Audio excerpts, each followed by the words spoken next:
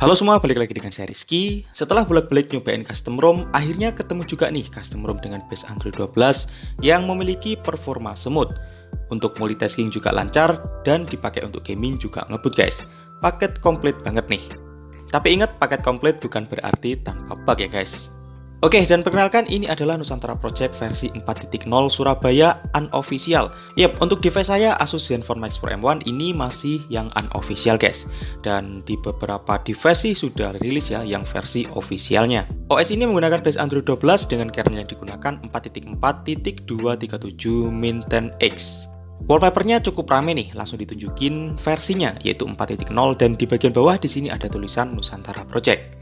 Oke, pertama kita bahas dulu ya di bagian fitur-fiturnya guys. Saya cukup suka sih di bagian status barnya ini. Tidak ada nge-lag sama sekali, dia kayak smooth banget, lancar banget gitu. Kita scroll-scroll ke atas ke bawah, ini smooth banget. Di OS ini juga terdapat fitur tema auto color. Yap, untuk warna temanya akan mengikuti warna wallpaper. Dan juga tersedia fitur tema icon. Cukup lengkap sih untuk fiturnya. Kemudian fitur kustomisasi tampilan juga cukup lengkap. Di sini kita masuk di setting dan terdapat Nusantara Wings. Di dalamnya terdapat banyak sekali tools untuk melakukan kustomisasi tampilan HP kita. Mulai dari status bar, kemudian lock screen, dan lain sebagainya. Komplit banget pokoknya.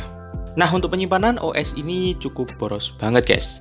Dia memakan 12 GB untuk penyimpanan sistemnya. Gede banget. Pastinya ini cukup nyesek banget untuk HP yang varian RAM 332 GB. Oke, kita masuk di segi performa. Memang sih untuk Nusantara Project itu cukup terkenal dengan performanya yang cukup stabil. Dan seperti yang saya bilang di depan tadi, saya cukup puas dengan performa yang diberikan oleh Nusantara Project ini. Untuk multitasking lancar dan sejauh ini sih saya masih belum menemukan adanya force close di beberapa aplikasi. Masih lancar semua.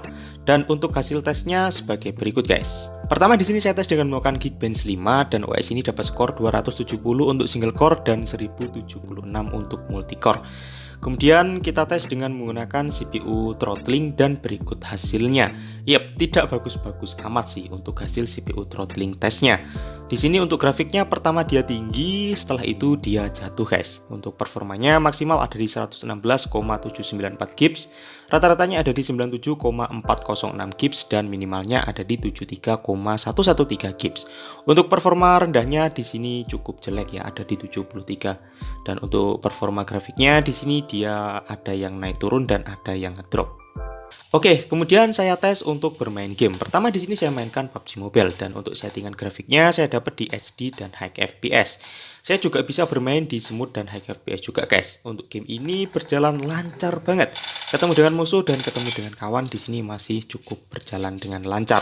Tidak ada nge-lag yang parah, nge-freeze ataupun force close di game ini. Saya pakai main hingga beberapa menit di sini masih berjalan lancar banget. Kemudian saya tes untuk bermain Asphalt 9 dan game ini juga masih berjalan dengan lancar. Untuk settingan grafik di sini saya dapat di paling rendah atau di low. Kemudian saya bermain hingga beberapa ronde, ini juga masih lancar banget. Ya, beberapa momen saya masih menemukan si adanya nge-lag yang tipis banget 0, sekian detik. Lanjut kita pakai untuk bermain game yang berat yaitu Genshin Impact. Untuk settingan grafik di sini saya setel di bagian lowest.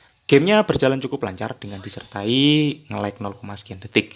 Namun jika dibandingkan dengan versi Android 12 dari OS lain, si Nusantara Project Android 12 ini yang terbaik untuk saat ini. Saya pakai untuk bermain game Genshin Impact hingga beberapa menit, gamenya masih berjalan cukup lancar. Tidak ada force close ataupun nge-lag parah ataupun nge-freeze, masih belum ada ditemukan. Bertemu dengan rombongan monster juga masih berjalan lancar kok guys. Dan untuk suhu di sini bertambah cukup signifikan. Jadi HP saya jadi panas gitu. Untuk bug di sini saya sering banget nemuin notifikasi Android System Intelligence Keep Stopping. Setelah saya baca-baca, ini merupakan fitur untuk no playing di Pixel, kemudian live caption dan smart action dalam notifikasi di perangkat Android. Selain itu saya juga nemuin notifikasi Speech Service by Google Keep Stopping.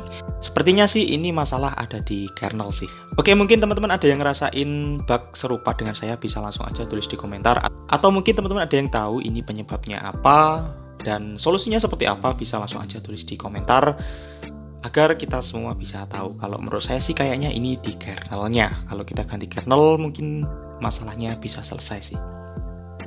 Oke, untuk kesimpulan, OS ini cukup bagus untuk performa gamingnya, untuk fitur juga lengkap, tapi yang perlu diingat ini masih ada bug, dan ini merupakan yang versi unofficial guys. Untuk beberapa device ini sudah rilis yang versi officialnya, cuman untuk device saya yaitu Asus Zenfone Max Pro M1 masih unofficial.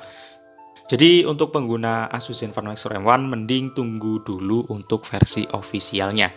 Oke, lanjut untuk penginstalan. Di sini kita masuk di recovery. Di sini saya menggunakan OrionVox Recovery, kemudian kita masuk di web, kita pilih Dalvik, Edge, Data System, dan juga vendor. Kemudian kita swipe untuk proses web datanya. Setelah proses selesai, di sini kita masuk di file dan kita pilih aja file OS kita. Kemudian kita swipe untuk proses penginstalannya.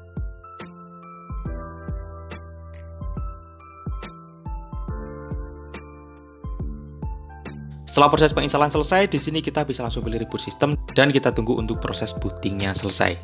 Oke, itu untuk review dan juga cara penginstalan dari Nusantara Project versi 4.0 Surabaya unofficial. Kalau teman-teman suka, jangan lupa tinggalin like, komen, dan juga subscribe. Kalau tidak suka, klik aja tombol dislike-nya dan sampai jumpa di video selanjutnya.